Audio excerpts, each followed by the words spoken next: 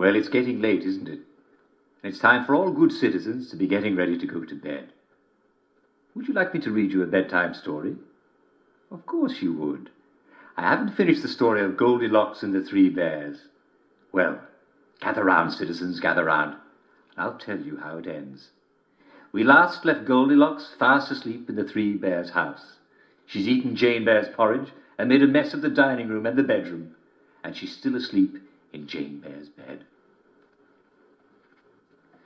Well, soon enough, the Three Bears came home from their walk through the forest. They hadn't found many berries, just enough to flavour their porridge and keep them from getting scurvy, but they were looking forward to breakfast. But when they came into their dining room, they could see that something was not quite right. Henry Bear saw that there was a spoon sitting in the middle of his porridge. "Someone's been at my porridge," he said in his great big gruff bear voice. And then old Edward Bear saw that there was a spoon in his bowl of porridge. "And someone's been at my porridge too," said old Edward Bear. And Jane Bear looked at her bowl, and she was very upset.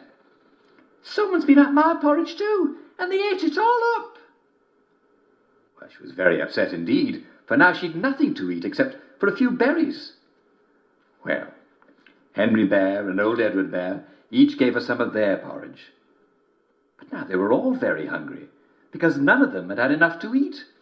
And bears need to eat a lot of food when they can, because they know that winter is coming, and there won't be anything to eat.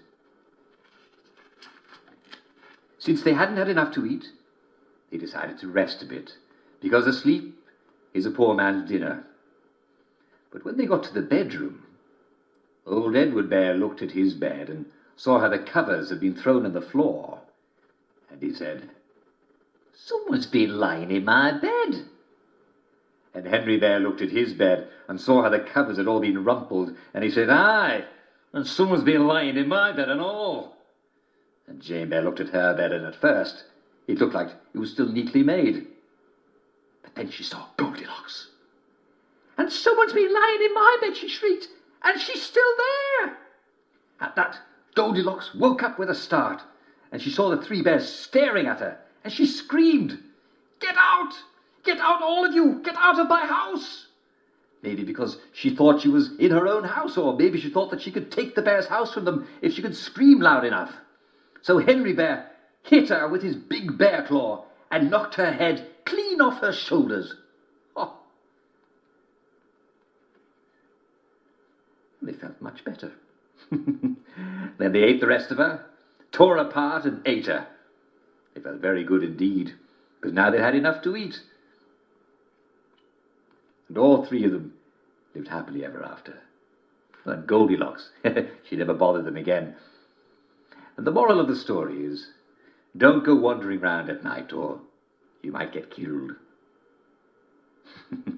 Well, that's the story of Goldilocks and the Three Bears. What a wonderful story. I hope you enjoyed it as much as I enjoyed reading it. And I'm afraid we've come to the end of our time. Tune in again tomorrow for another bedtime story. This is Jack Worthing telling you to have a lovely night and pleasant dreams. See you tomorrow.